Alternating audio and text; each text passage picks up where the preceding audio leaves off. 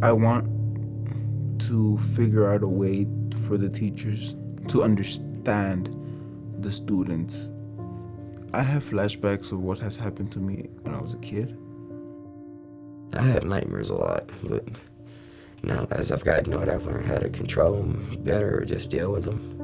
I wouldn't say control, more like manage. Children who live in high poverty neighborhoods are subjected to extreme stress.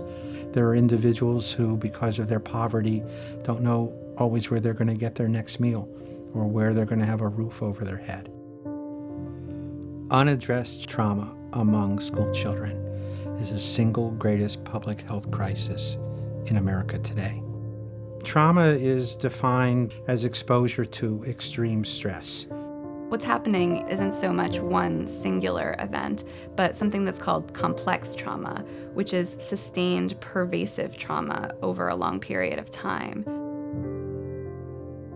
I used to sleep with my mom and dad.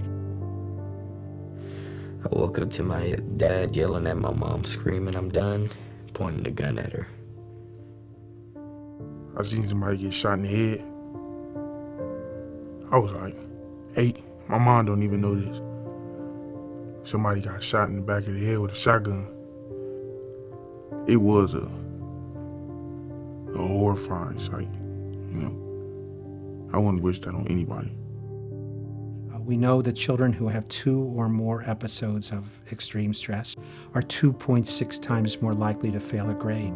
They're 2 times more likely to be suspended. They're 5 times more likely to have attendance problems. They're 6 times more likely to have behavioral problems. There are appallingly few resources available in Compton schools in order to provide the support that these children need in order to be able to learn.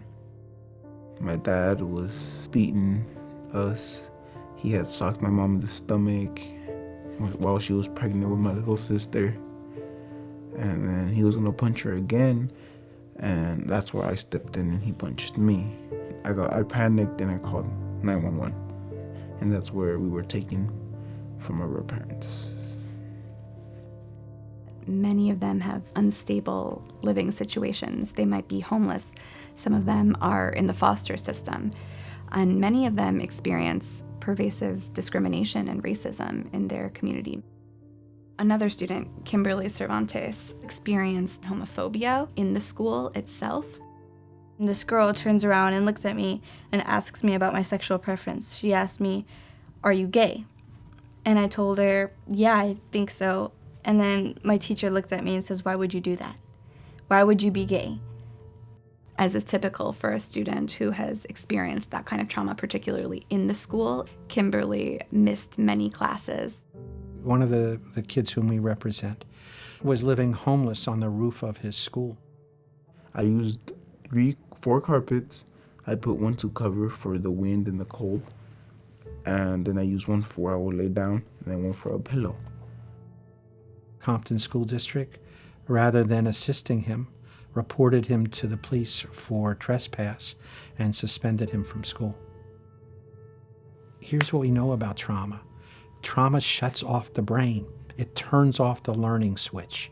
A student who has experienced a lot of trauma in their lives might have difficulty focusing, difficulty concentrating.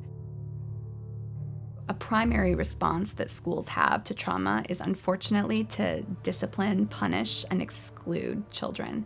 And that is the worst possible message that schools can send to students. We're filing the first suit in the history of the country to deal with the fact that there are children who go to school suffering from trauma, and as a result of that, are impeded from learning. What we're asking here is that these children have the same equal educational opportunities as children in other schools. Here's what a trauma-sensitive school does. Instead of saying to the child, "What's wrong with you?" it says to the child, "What happened to you?"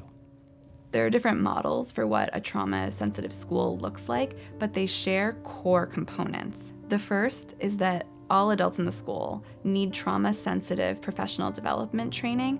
Another component is restorative practices, which prevent conflict in the first place and allow students to heal.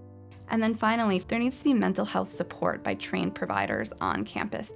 There have been very successful models in Washington State, in San Francisco, and San Diego that have achieved great success and have increased student achievement, have decreased student absences, and have far decreased student behavioral challenges. The results are astounding. These children are resilient.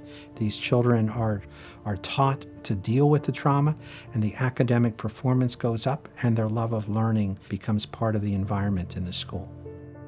Support is somebody that not only just loves you, but actually cares and walk the walk, not just talk it. Mr. Curry, he's just the type of person where he's actually gotten to know every single one of his students. I think if teachers were more like Mr. Curry, students would care about their education. You would have a school that actually seemed like a real school. We're filing this case in Compton, but Compton is not at all the only community facing these challenges. Dealing with trauma, that's not just a moral imperative, it's a legal imperative. All kids should have a fair chance, and that's what this case is about. I have a peaceful place, and this peaceful place is when I'm in the mountains and I'm looking up at the stars.